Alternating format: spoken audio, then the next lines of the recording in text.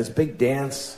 Anyway, we all went, all the parents, and everybody's there, and everybody's got their phone. Every single parent. It was an amazing thing to watch, because kids are dancing, and every parent is standing there like this. Every single person was blocking their vision of their actual child with their phone. And the kids, I went over by the stage, and the kids, there's people holding iPads in front of their faces.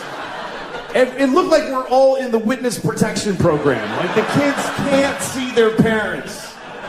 And everybody's watching a shitty movie of something that's happening 10 feet. Like, look at your fucking kid. The resolution on the kid is unbelievable. If you just look, it's totally HD. Why are you taping this? You're never gonna watch it. In a million years, you're not gonna watch videos of your kids doing shit you missed the first time it happened. You don't watch it, you just put it on Facebook. Here, you watch it. I want to take a nap now. And then you get to read all the comments. Oh my God! It's so cute!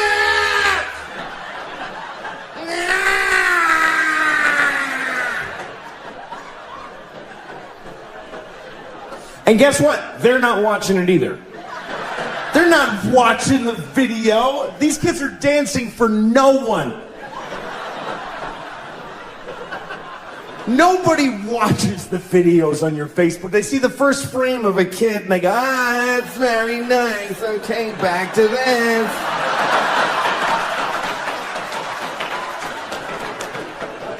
Nobody's watching your kids' videos on Facebook, I promise you. I'll prove it to you. Next time you take your kids dance, take 1 second of it, and then add 20 minutes of just your own asshole.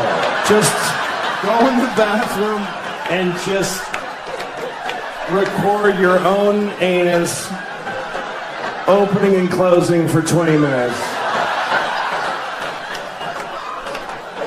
Tack it on to your kid dancing for a second and put that on Facebook. Everybody will write the same thing. That's adorable. I think I see a future star.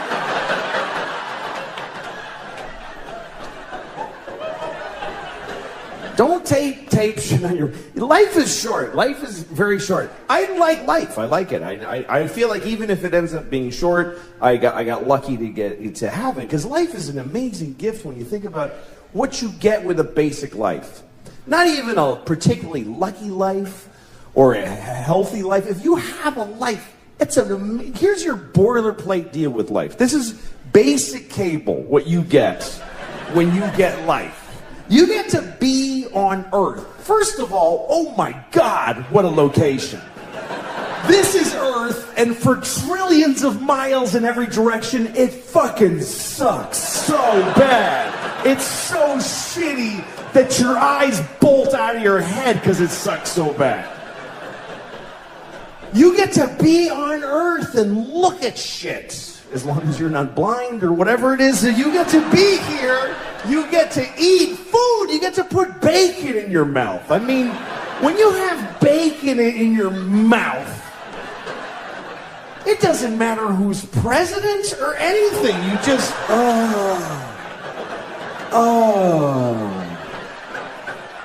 Every time I'm eating bacon, I think I could die right now, and I mean it. That's how good life is. You get to fuck. That's free if you're smart. That comes with. That's part of the deal. Where else are you gonna get that deal? You get to put your dick in there and go in and out. Pretty good. And if you're a woman, you get to just lay back and just have a dick just shoving in and out of you awkwardly. Anytime you want. Anytime you want.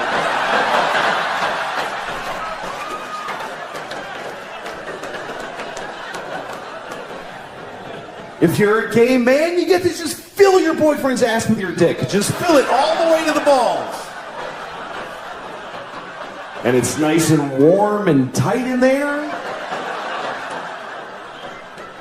And he's your buddy.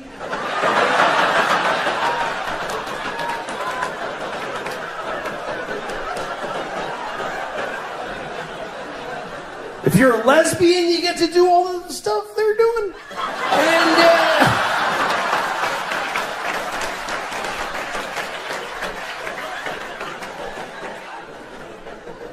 it's a great deal. You get to eat, you get to fuck, you get to read To Kill a Mockingbird.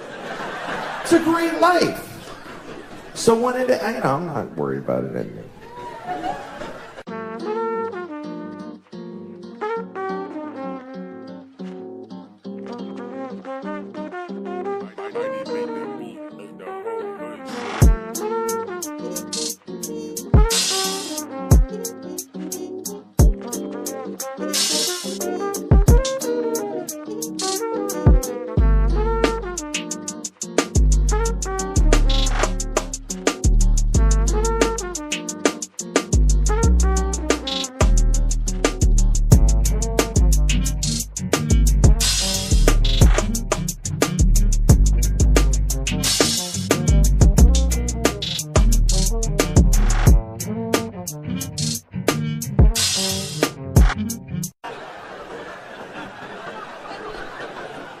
You ever flush a pet down the toilet? I had to flush my daughter's fish down the toilet. I came home, the fish was dead. She wasn't home from school yet, so I just flushed the fish. And that's a weird moment too, because fish live in water. So you put it in the toilet, floats to the bottom, like, yeah, he's dead. And then you flush and it looks like he goes, wait a second, oh, shit! I was taking a nap, Jesus! You gotta be in constant motion to get any respect in this house.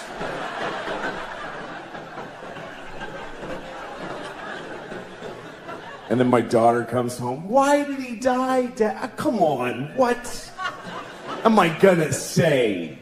Why did he die? Because who gives a shit? That's the reason. That's the actual reason. Is because it didn't matter that he was alive. That's why he's dead. He didn't know his name and he didn't love you back. These are the facts about that fish's life. My daughter likes fish. We took her to the aquarium. I took both my kids to the aquarium in Boston, and we were looking at this seal or sea lion. I don't know which one. I don't care. I don't think they need to be separate things. I really don't. They don't care, and we don't care. There's like 3 scientists who give a shit what we call all those things. The scientists are going to go on TV tomorrow and say, okay, everybody, from now on, seals and sea lions and walruses and you know what? Penguins are all seals now. And we would all be like, yeah, fine. Whatever, man. Anyway, so we're looking at this sea lion thing, and he's looking back at us through the plexiglass, and he's going, ugh. They're really disgusting in person. Most animals are when you really see them. You ever go to a farm, you think you're going to see little white sheep going, bah, but they're all fat and shit-colored, and they're like, bah. Jesus. That thing is awful. Anyway, seals don't go, they go, My daughter's like, what does he say? I don't know. I'm a slave. Kill me.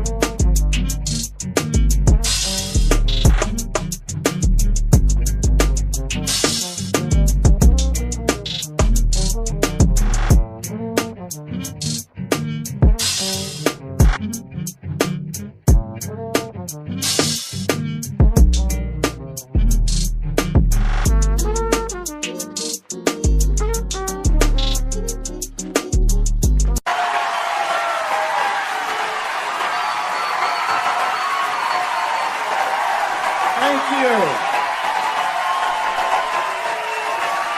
Thank you very much. I appreciate it. I don't necessarily agree with you, but I appreciate it very much. Well, this is a nice place. This is easily the nicest place for many miles in every direction.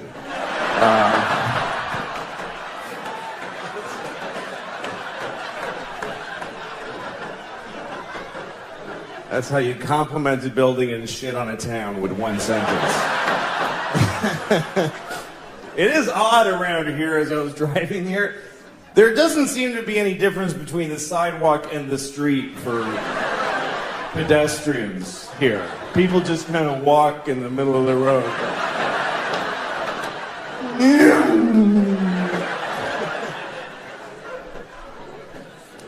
I love traveling and seeing all the different parts of the country. I live in New York. I live in a... There's no value to your doing that at all. I live in New York.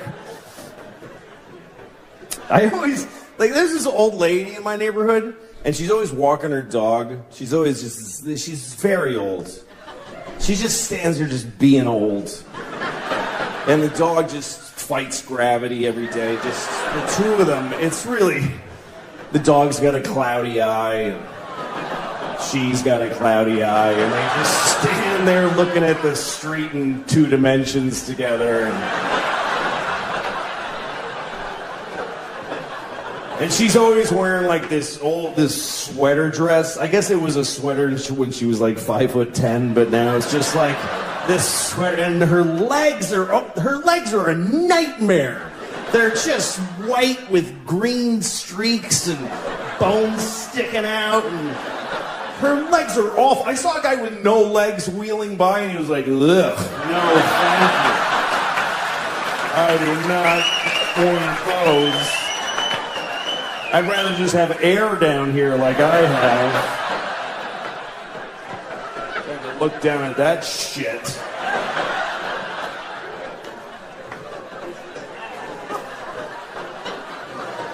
I see these two all the time. And I always look at them and I always think, God, I hope she dies first. I do! I hope she dies first for her sake. Because I don't want her to lose the dog. I don't think she'll be able to handle it. If the old lady dies first, I'm not worried about the dog. Because the dog doesn't even know about the old lady. This dog is aware of 3 inches around his head. He's living in 2-second increments. The second he's in and the one he just left is all he knows about. But if he dies, this lady, she's going to be destroyed because this dog is all she has. And I know he's all she has because she has him. If she had one person in her life, she would not keep this piece of shit little dog. Even if just some young woman in her building one morning were to say, "Good morning, Gladys," she'd be like, "Oh, good," and just flush him down the toilet.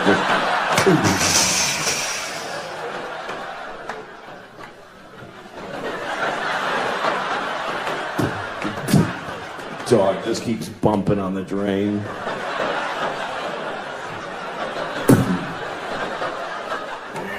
She gives up. Ends up just shitting on her dog for the rest of her life.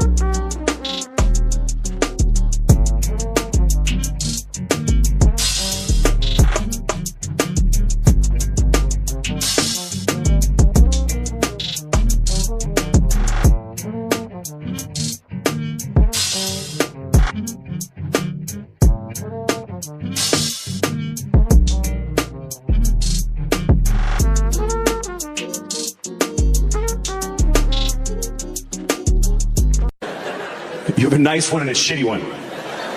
And the nice one just dies, because that's what nice people do. I'll just die. I don't want to bother everybody.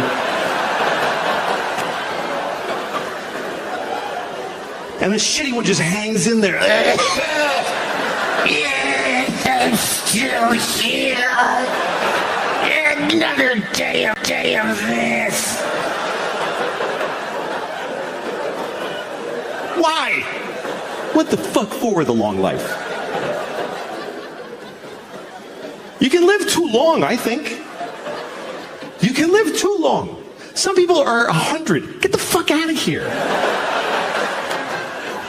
Nobody knows you.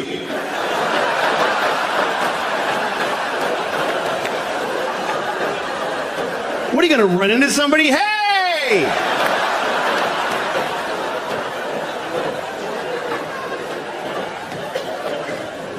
Some people are even older. Some people are... You ever read about the oldest person in the world? There's always an oldest person. And sometimes you read about them because the other one just died. That's when they tell you that there's a new oldest person. Last one I read about was 114. 114. He's a teenager after 100.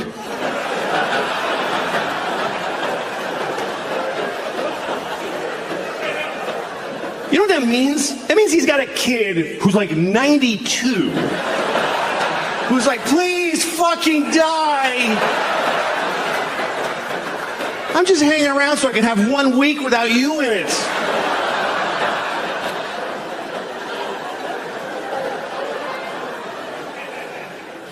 I mean, here's the bad news. You're going to die. But here's the good news. When you get closer, you're going to want to fucking die. It doesn't keep being good. You don't get to keep your life the way it is. Like, I'm 55. Both hands hurt. Both hands. Both my hips hurt. I'm lucky I have only one asshole. The whole fucking body hurts. When you're like in your 30s, you don't even think about it. You're like, because here's like, there's the beginning of your life, and there's the end. So like, you start like in your your 30s. You just shuffle. You don't even wear this movement. You're just shuffling along. Hey, this life is good. It's pretty cool. And then somewhere you're kind of aware that way down there, people are falling off the edge. I don't know. Weird. And then you're not thinking. Then all of a sudden you're close, and you're oh fuck, I knew that guy. Oh my god. Holy shit. But there's signs that your time is coming to an end, you know? Like they don't make my shampoo anymore. They don't make it. It's like, why'd you stop? Like, you're the only one. Nobody fucking cares about you. And so I thought, I'm gonna make my own. I'm gonna make my own shampoo. I'm gonna look it up online. I'm gonna look at the ingredients. I'm gonna make my own. And I found myself at a dinner telling a table full of people. So I decided to make my own shampoo.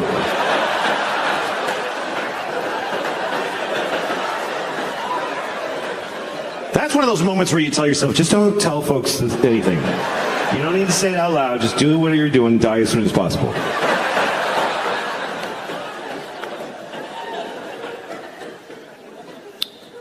Do I have a huge stain? Yeah, that's all right. It's all right, so what? Okay. No, who's running?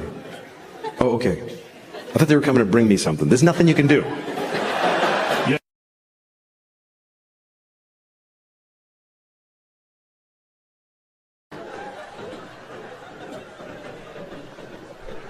Must be awful to be other kinds of stuff. You know, I'm glad I'm this. This is a pretty good deal when you consider the alternatives. Anything else, any other kind of thing, you're in the food chain. You're in the food. We are out of the food chain. I don't know if we fully appreciate the fact that we got out of the food chain. That is a massive upgrade. Because for every other living thing, life ends by being eaten. That's how all life ends. Is every single life except human life. Every life ends like this. Ah! Ah! Ah!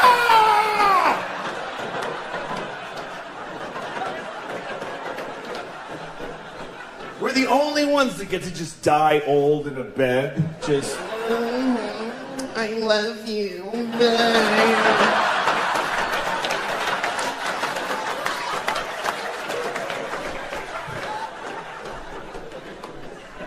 I mean, imagine if we were still in the food chain on top of everything else.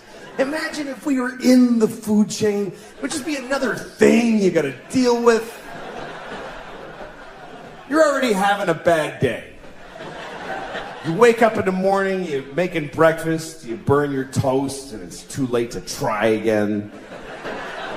And your kid comes in and says, "Bleh," and you're like, "Fine." And it's just, why? You get a thing in the mail that says that your phone's different and your mortgage is another company now. What? I don't get it. Then you're walking to work like, why do I even bother? Oh, shit! God damn it! There's always fucking cheaters at the train station. Stop it!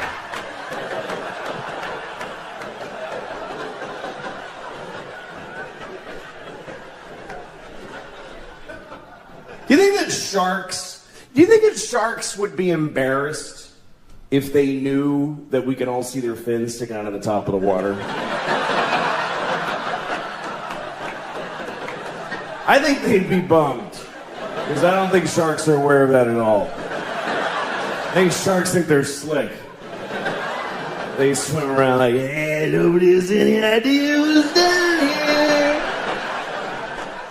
And we're all up here like, there's totally a shark right there.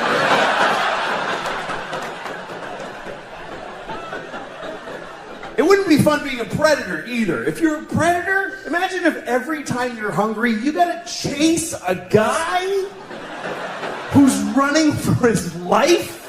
You gotta, come on, dude, shit, get over here. And just hold him down and bite his neck till he shuts the fuck up for a minute. So you can just sit there and eat his stomach before you go to work.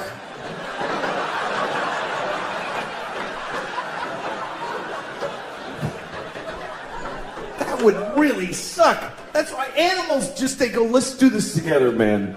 You chase the parents away, I'm gonna eat the kid, and you circle back. That's why they do it like that. Fuck it, I'm eating babies. This is bullshit.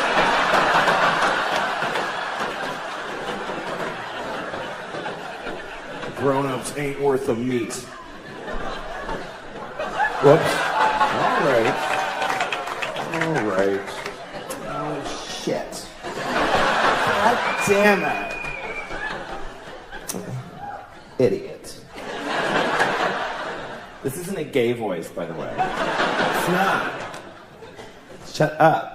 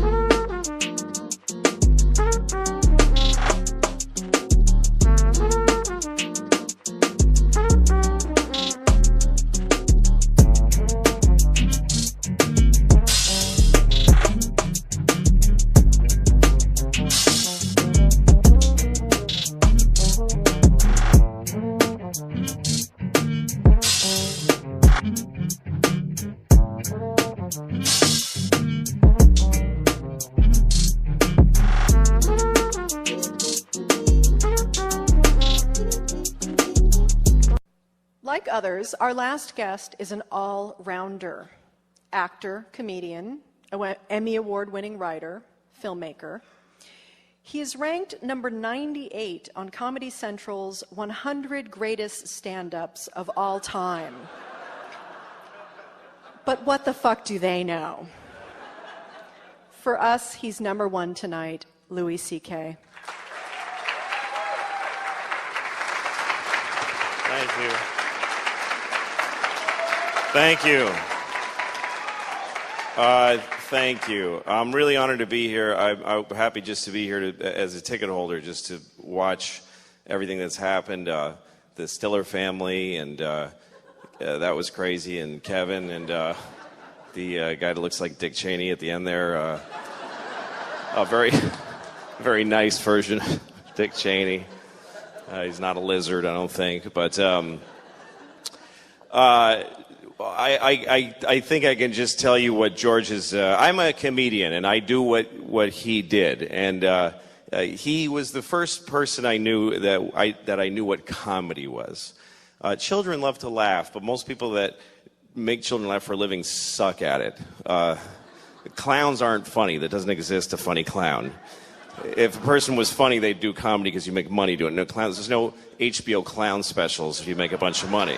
So clowns suck. And kids just look at them and just go, just please stop trying to make me laugh. There's nothing worse than a person who's not funny trying to be funny, and that's what a clown is. A guy waiting for a bus is funnier than a shit clown at a kid's party. But kids need to laugh, so the first time you really laugh means a lot to you. And I remember my first big, grown-up feeling laugh, and I saw George Carlin on Saturday Night Live, and he said, what do dogs do on their day off? They can't lay around, that's their job. And something went off, and I just couldn't stop laughing. And the idea was born in my head at that moment. I want to be funny. I want to be a comedian. I didn't know that a grown person could be a comedian. That's an incredible thing to me. And I had other heroes, Richard Pryor, Steve Martin, Bill Cosby, but George was like me. He was an East Coast Catholic. I had something to identify with him. And the first time I remember getting a laugh, I was in fourth grade, and they asked the class, the teacher said, there are 3 bones in the skull. Name one. And I said, the noggin. And I got a big laugh. And I thought, hey, I could do this. I could be like George. So I started doing, right out of high school, started doing stand-up. Didn't go to college, didn't pursue anything else professionally, really. Started doing stand-up. First time I went on stage, I did a minute and a half, and I bombed. It was terrible. But I wanted it so badly that I kept trying, and I learned how to write jokes. And I just had jokes, kind of funny thoughts. And about 15 years later, I had been going in a circle that didn't take me anywhere. Nobody gave a shit who I was, and I didn't either. I honestly didn't. I used to hear my act and go, this is shit, and I hate it. But I've been doing this for 15 years, and stopping now is like getting out of prison. Like, what do you do after 15 years of stand-up comedy? How do you re-enter the workforce? So I was in a really bad place. I hated my act. I've been doing the same hour of comedy for 15 years, and it was shit, I promise you. And I was working places like Chinese restaurants, and I'd do a show in a Chinese restaurant where they don't even know there's a show going to happen. They're there to eat, and all of a sudden you'd go, hey, everybody, and people are like, I'm eating. I don't want to be forced to sit in this. So I was doing a Chinese restaurant called the Kowloon in Boston, in Saugus, Massachusetts, and I was sitting in my car after the show just feeling like, this was all a big mistake. I'm not good enough. And I felt like my jokes were a trap. And I listened to a CD of George talking about comedy and the workshopping it and talking about it seriously. And the thing that blew me away about this fellow was that he just kept putting out specials. Every year there'd be a new George Carlin special, a new George Carlin album. They just kept coming, and each one was deeper than the next. And I just thought, how can he do that? And it made me literally cry that I could never do that. I was telling the same jokes for 15 years. So I'm listening, and they ask him, how do you do all this material? And I'm like, and I hear him, and he says, well, I just decided every year I'd be working on that year's special. And I'd do the special, and then I'd just chuck out the material. And I'd start again with nothing. And I thought, that's crazy. How do you throw away? It took me 15 years to build this shitty hour. If I throw it away, I got nothing. But he gave me the courage to try, and also I was desperate. What the fuck else was I going to do? This idea that you throw everything away and you start over again. And I thought, well, okay, when you're done telling jokes about airplanes and dogs, and you throw those away, what do you got left? You can only dig deeper. Start talking about your feelings and who you are. And then you do those jokes and they're gone. You got to dig deeper. So then you start thinking about your fears and your nightmares and doing jokes about that. And then they're gone. And then you start going into just weird shit. Yeah, eventually you get to your balls. But there's a whole... It's a process that I watched him do my whole life, and I started to try to do it. And I started to think, because he says whatever he wants. What do I really want to say that I'm afraid to say? And at the time I was a father. I am still a father. But at the time, I didn't take off yet. The jury's out. My oldest is 8. I could still split. So far, I'm still there. I was having a lot of hard time being a father. And I wanted to say it on stage. And one night I thought, okay, forget all the old jokes. I'm going to start again. And I thought of the first thing.